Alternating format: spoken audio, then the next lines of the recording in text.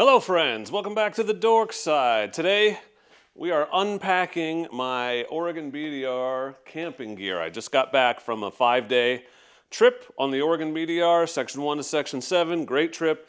Things went reasonably well. Those videos are coming, so make sure you're subscribed so you don't miss them.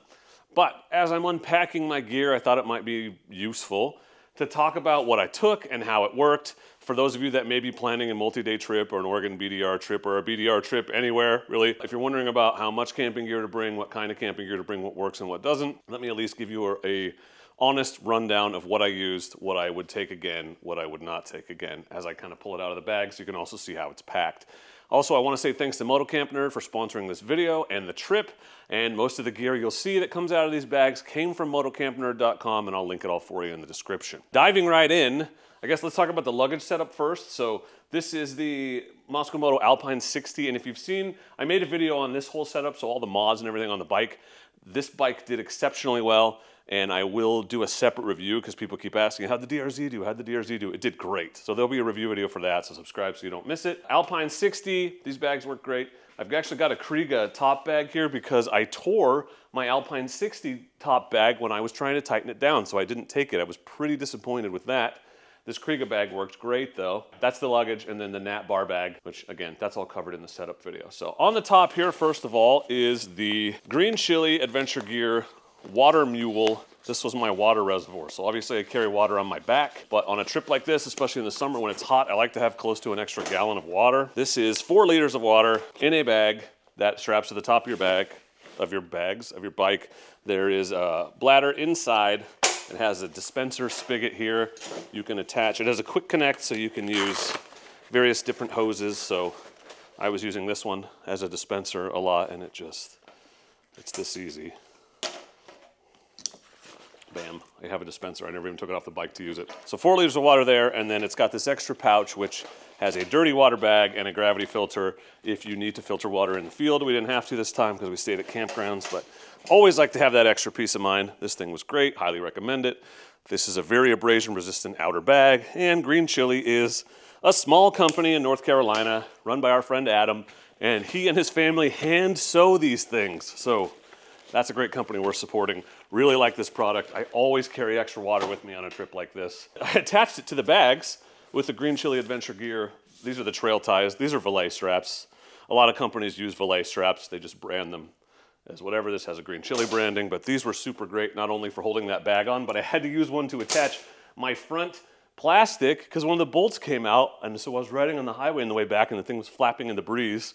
And so I used one of these extra trail ties to attach it to the radiator bracket to get it home so I could get another bolt in it. So that did well. Also took these Keen sandals. I don't like to wear my boots all the time, and you shouldn't either. You need to get out of them for a little while. 1, to just reduce blisters, and 2, to let them air out every night. I like sandals because if I want to go in the water, I can wear these, but also if I just keep my socks on, they're basically just shoes. So these are great Keens, and I've had these for a few years now. Really like them. Comfortable and durable, so you can strap them to the outside if you need to. They were actually in this top bag, but I've unloaded this top bag because I had to get my camera gear out. Also in the top bag was my poop kit, so UST poop trowel, wilderness wipes, and some toilet paper. Didn't have to use this, thankfully, but man, you want it handy if you do need it. And also in the top bag, my clothes, and I'm actually going to talk about what clothes are in here, but this is just the R10 dry bag out of my Reckless 20. I believe is what it is. This thing was about the right size. I also have my tools in one of these, you'll see, but this helped me just compress down the clothes, and here are all the extra clothes I took. And this is all of them because I was wearing riding gear otherwise, so this is everything extra that I took on this trip. This is all the clothes I take for a 5-day trip. You're gonna be kind of a dirtbag out there. It is what it is. Space is at a premium. So this is a pair of Columbia shants or zip-off pants, or whatever you wanna call them. Dad vacation pants. But I like these because they're lightweight, they're thin, so even when it's hot out, you can wear the full pants in case there's mosquitoes or something, which there were a few times, nothing crazy, but, or you wanna just stay out of the sun. So they're thin, really breathable, but you can also zip off the pants, or at least zip off the legs. They also dry really quickly, so if I wanted to go swimming or jump in a river or whatever, I could do it with these and they'd be dry by the next day. They're very compact, versatile. This is the only pair of pants I took, so I've got shorts and pants covered. Oh, my Seat Concepts crush cap. Nice to have if it's sunny in camp or something. I had, I believe, 2 t-shirts. This one's funny. It gets a lot of fun looks and comments while you're out camping, but It's just a t-shirt. It just happens to say IP outside, which I was doing a lot on this trip, shockingly. So I had 2 clean t-shirts, so that one can be shower laundried or sink laundried and drying while the other one is on me, if need be. I had 1 extra pair of socks.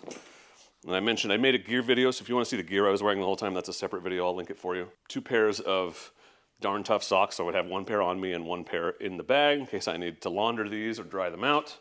And then I take 2 extra pairs of underwear. So 1 pair on, 1 clean pair ready to go, and a 3rd pair if you need to do laundry, wash it, go swimming in it, whatever it needs to be drying. That's all the extra clothes I took. That's it. That's all I take. Vast majority of the time on a trip like this, you are wearing your riding gear. So these clothes didn't get a day's worth of wear between them all for the whole trip. Because you're riding all day, and you get in camp, you put this stuff on, you make dinner, and you go to bed.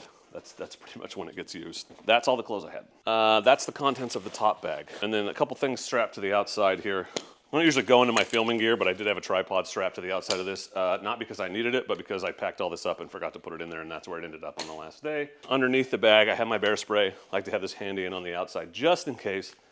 Didn't need to use it, thankfully. I also purposefully packed all my camping gear in one bag, and everything else is in the other bag. So let's start with the camping gear bag, which was on the left. Oh, yeah, here's my extra jersey. So this didn't make it into the gear video because I forgot it was still packed in there, but this is the Tactical Pro jersey that I wore on the long street day down there because it's a little bit more abrasion resistant than the other jersey I had. Nemo Moonlight reclining chair. Look how small it packs. That's why I like this one. Very comfortable, packs very small, very lightweight. A chair like this is invaluable. Some people will say it's unnecessary, it's a luxury, and that's fine. I don't like sitting on the ground. Oh, you had picnic tables every night. Yeah, but you can't really rest your back sitting at a picnic table. And when I've been on the bike for 10 hours, I want to rest my back. So I like a chair with a back. This thing is absolutely worth the space in your bag. I love that. That's my favorite backpacking chair so far. I took a fan because it was hot, and sometimes a little breeze helps you get to sleep. This is rechargeable. That one sucks though because it's micro USB and not USB-C, and so I didn't have a cable to charge it with, so had to try to make it last. This is my sleeping bag, and really it's a quilt technically. It's the Ember Down quilt from Sea to Summit. Packs down this small, like the size of a cantaloupe or a big grapefruit, and it was warm. It didn't get below like 55 degrees at night a single time, so I didn't even attach this to my bag. I just laid underneath it on top of my sleeping pad. It was great. So on a hot trip where space is at a premium, a quilt like this is a great way to go. My second BDR with that thing, I love it. Pillow-wise, I had 2, I always take 2. Nemo Pillow Luxury. This is my favorite pillow. It's got a foam layer and then you inflate it underneath, so it packs down to about the size of a correct size can of Coors Light.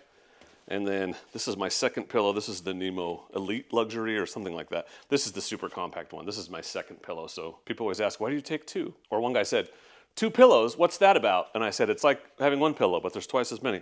Basically, I'll sleep like with my arm up like this because I'm a side sleeper. So I put this pillow right here to kind of level it out, and then I put this pillow over the top.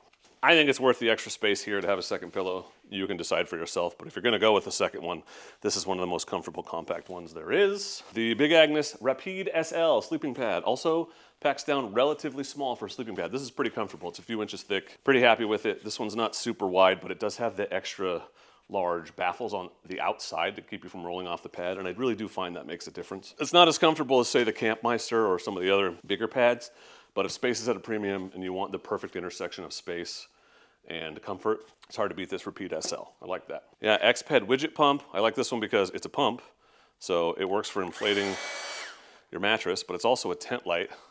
So it's a 2-in-1, which is good if you're gonna use the space. You might as well have a multifunctional thing. You can use these for getting a fire going, although we had no fires because it's fire season. But this thing has still got a ton of charge, and I used it every night.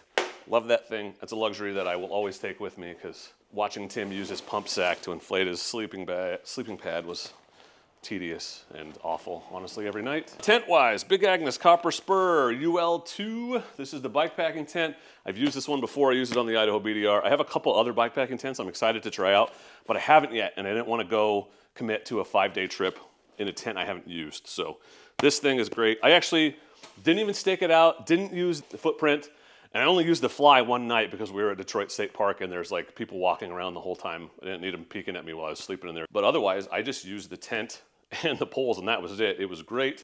Breathes a ton of air, flows a ton of air because it's very meshy, packs down incredibly small, and all of that, my entire camping setup was in one side bag of this Alpine 60, and I think that's 20-ish liters, 22 maybe on this side. Once again, I just want to say thanks to Motocamp Nerd, who provided almost all of the gear you're seeing here. Motocamp Nerd is your one-stop shop for all things motorcycle adventure.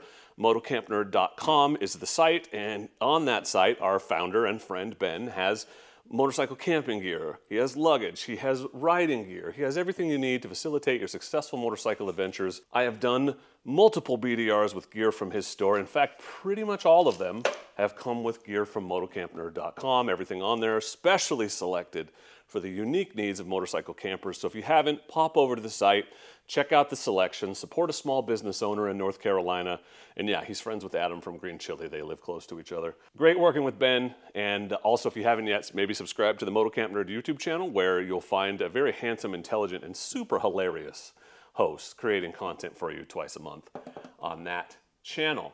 On the other side is everything else I take camping. So my tools were in this side. This is my Fantic compressor, and it's on the top because I pulled it out so we could air our tires back up for the street ride back. About 3.5 hours of street, highway, freeway really to get back to my house. This is the jacket I took, so I lied, that's not all the clothes I had. I also had this jacket. This is a Scorpion jacket I have, and I like this one because it's thin, works as a mid layer to keep you warm. It's a great jacket for first thing in the morning, but it's also mildly waterproof, so if I had to throw it on over my armor, I could ride around and have a little bit of wind and water protection. It did actually rain on us on the way down, but I just laughed at it and kept riding because it wasn't cold. Whoa, this is my toiletries bag. I've got wilderness wipes and a bunch of other toiletries in there, but this is a Night Eyes waterproof, so if something leaked in there, it's not all over the inside of my bag. Motocamp Nerd sells those. The thing I dropped was just a case for my drone, which is not much of a concern unless you're filming. This is that Six Moon Designs. This is my Possibles pouch. It's basically where everything small goes that I take on every trip, so collapsible cup, that worked really well. I've got this small Airlight towel, a spork, another spork, some paracord, my Thermacell, Leatherman Signal multi-tool, that thing's hella useful, toilet paper, my Montreal steak seasoning, which is great, and everything, including bag meals, which I was eating, so a Peak Refuel tastes even better with one of those, and then my little tiny Nebo headlamp. I love how small this is. It works really great. Coffee filters, yada, yada, yada. That's just incidentals. I'll link most of that for you. So I only ended up eating one Peak, and I didn't even have to. I just didn't feel like going to town with the boys. So I've got a few extras in here. Pasta. It's reflective, insulated interior, so you put the bag inside of it, pour your hot water in, and then while it's soaking, you leave it in there, and it keeps it way hotter. This thing was totally worth it. Highly recommend that. That's just a random one I found on Amazon, but any version will work. A couple more bag meals, some tick wipes I didn't end up needing, extra fuel for the stove and the Thermacell if I needed it. I didn't. This is the titanium maxi pot with a pocket rocket stove inside. I just mostly use this for coffee and for heating water for a bag meal.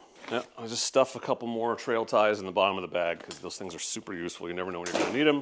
And then this is the tools I took, my tire changing kit and my tool kit, minimal tool kit, which I didn't end up needing because the other guys had a tool. We did have to change a tire. I should say they changed the tire. I ran to town and got a tube. Extra tube, 21 inch, goes in the front or the back. And then I've got this really cool MSR tool pouch and MSR. This is a toe strap. An MSR tool pouch has all my tire irons, wrenches. It's got a CO2 inflator and a few other things, a multi-tool. And that was in the very bottom of the bag because I was, one, you want to keep the weight low, and two, I was just really hoping I wouldn't have to use it. And we did end up using tools, but not mine, so that worked out well. I did use my multi-tool a couple times to pull some of the nasty, muddy grass out of my tire after I got stuck in that mud bog. So make sure that you subscribe so you don't miss those the videos of this trip. So I will link everything here in the description for you if you're curious about a BDR setup, what is realistic to take, what works and what doesn't. Maybe you're planning your own BDR trip or just a multi-day camping trip off of your motorcycle.